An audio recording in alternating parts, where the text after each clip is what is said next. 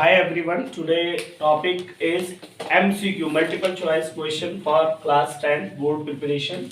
So we will take first question related to first chapter, that is what types of MCQ from first chapter. Now friend from UK board, हमने पहले chapter में LCM, लघुत्तम समावर्तक और दीर्घ समावर्तक यानी HCF, इसके बारे में हम क्वेश्चन करना चाह रहे हैं एमसीक्यू टाइप, मल्टीपल चॉइस की। हमारे 4 ऑप्शन होंगे तो सही उत्तर कौन सा होगा। तो now come to the point कि सर क्वेश्चन है क्या। p square q cube p square q cube and value of b p की power 5 and q cube p की power 5 and q cube. Now we have to find out LCM and HCF of A and B. This is very important question and students are confused because they are doing only digits. वो केवल किस पे करते हैं, digits पे question. लेकिन ये क्या दे दिया इसने, वेरिएबल की टर्म्स में क्वेश्चन दे रखा आपको कि आप एलसीएम और एचसीएफ बताओ। तो एलसीएम एचसीएफ के लिए हमें करना कुछ नहीं है, ये देखना है कि ए में जो पी स्क्वायर क्यू क्यूब है उसमें अगर हमें एचसीएफ निकालना है तो लोएस्ट पावर ऑफ वेरिएबल, और अगर एलसीएम निकालना है तो highest power of variable. It means अगर हमारे पास इसमें एलसीएम एचसीएफ निकालना है तो हम पी यहां भी देखेंगे और पी यहां भी देखेंगे। जो कम पावर है वो एचसीएफ है, यानी एचसीएफ में आपके हिसाब से क्या लेना चाहिए हमें, P square, speak loudly, and LCM में क्या लेना चाहिए, क्यू क्यूब। ये सबको समझ आ गया। अब अगर हमें इसको लिखने का तरीका तो HCF A comma B P square Q cube.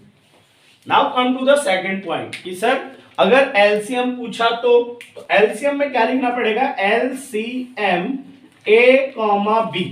तो अब इसमें हाईएस्ट पावर देखिए, दोनों में हाईएस्ट पावर, तो हाईएस्ट पावर क्यू तो सेम ही है दोनों में, क्यू क्यूब, लेकिन पी में क्या आ जाएगा, पी 5 एंड क्यू 3, क्यू की power 3। Now second question from same board preparation, second one is first chapter, that is आपको एक्सपोनेंट का सम बताना है किसी नंबर का प्राइम फैक्टराइजेशन निकालकर।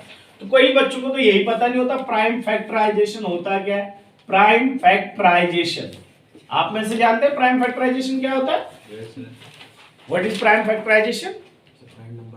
प्राइम नंबर्स का मल्टीप्लिकेशन फॉर्म में किसी एलसीएम को, जैसे मैं आपको लूं एलसीएम 12, तो किसी ने बच्चे ने बोला सर 4 से कर दो डिवाइड, तो 4 × 12 और 3 से कर दो, तो ये प्राइम नंबर फॉर्मेशन नहीं हुआ। क्यों, क्योंकि इसमें 4 प्राइम नंबर नहीं है।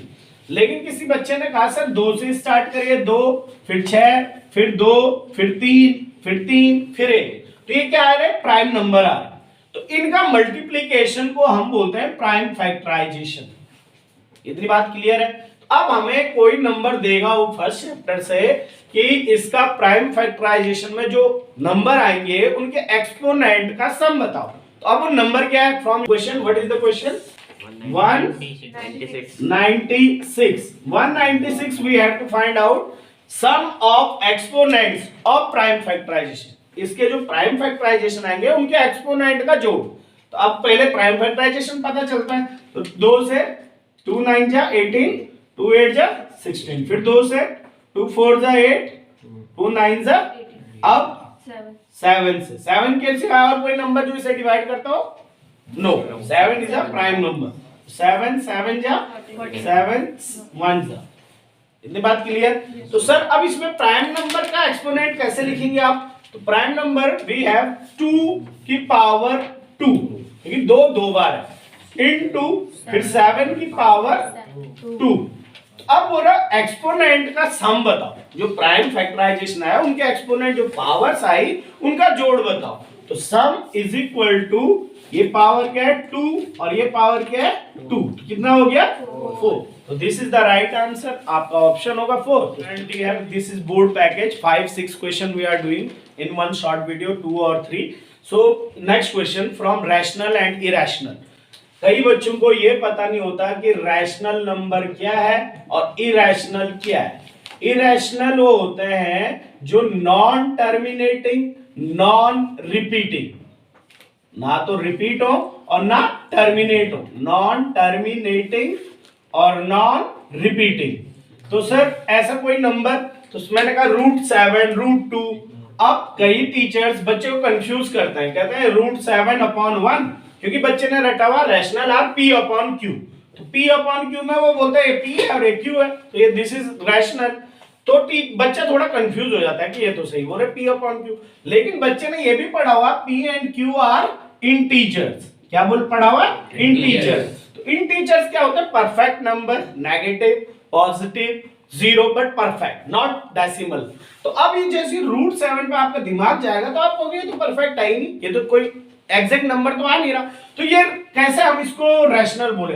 क्योंकि पहली कंडीशन तो ये P और Q क्या होने चाहिए? इंटीजर होने चाहिए, और ये इंटीजर है नहीं, तो इट मींस ये कौन सा नंबर हो जाएगा? इरेशनल। तो आपको कंफ्यूज नहीं होना, आपको बेस्ट बताना है, हमें सब पता है। अब आते हैं हम अपने क्वेश्चन पे, एमसीक्यू पे। a² equals to 12/25। Now you want to solve this.